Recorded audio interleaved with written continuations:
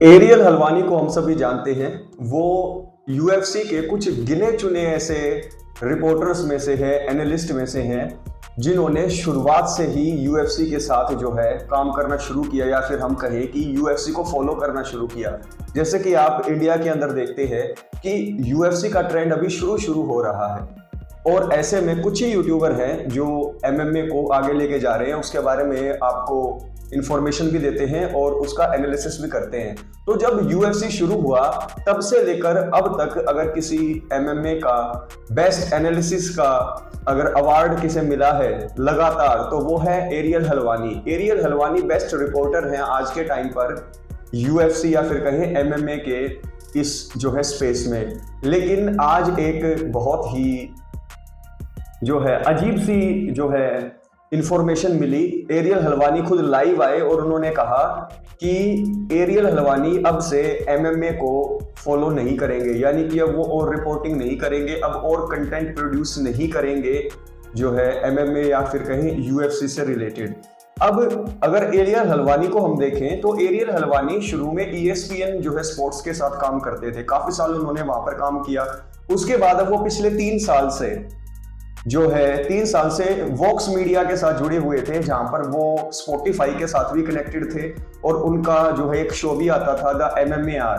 अब वो काफी सक्सेसफुल था, वहां पर फाइटर्स के जो है इंटरव्यू भी आते थे और बहुत सारी चीजें होती थी। लेकिन अब यहाँ पर उन्होंने फैसला किया है कि 15 अगस्त को उनका जो है कॉन्ट्रैक्ट है वो ओवर हो रहा है, और वॉक्स मीडिया के साथ और या फिर हम कहें स्पॉटिफाई के साथ, और जो उनका जो शो था एमएमएआर उसको वो कंटिन्यू नहीं करेंगे, फुल स्टॉप वहां पर लग गया है।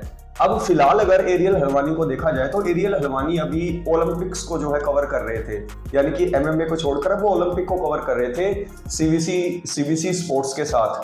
तो अब आगे देखना होगा कि एरियल हल्वानी जो है अपना दूसरा करियर किस चीज में जो है फॉलो करते हैं। बाकी एरियल हल्वानी किसी भी चीज में अपने करियर को फॉलो करें, I wish him best of luck. और अगर मुझसे भी कहीं कोई पूछे who is the pioneer of MMA या फिर कहीं UFC reporting, then it will be Ariel Helwani. तो एरियल हल्वानी अब जो है यूएफसी या एमएमए की रिपोर्टिंग नहीं करेंगे। अब देखिए इसके पीछे कई रीजन है। तो एक जो मेन रीजन इसके पीछे ये भी है कि आज के टाइम पे ना एमएमए का सिनेरियो या कहीं यूएफसी का सिनेरियो बदल गया है।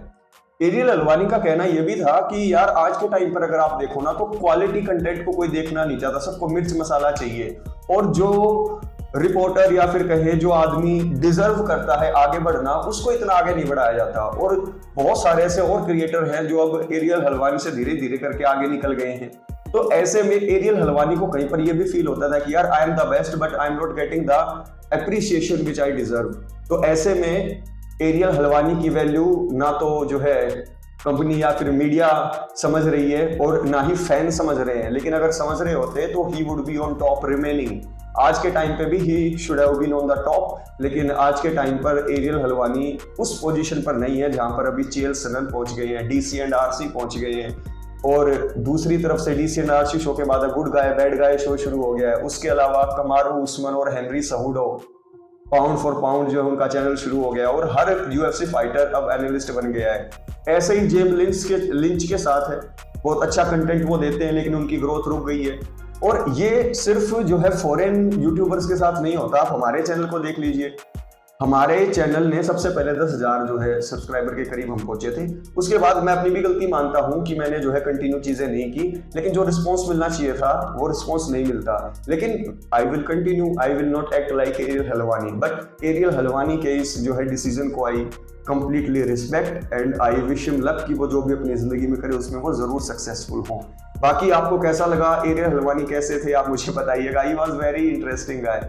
एक बार तो डेना वाइट के साथ उनकी लड़ाई भी हो गई थी, क्योंकि उन्होंने एक रूमर लीक कर दिया था कि ब्रोक लेसनर जो है रिटर्न करने वाले हैं, और यूएफसी खुद अनाउंस करना चाहती थी।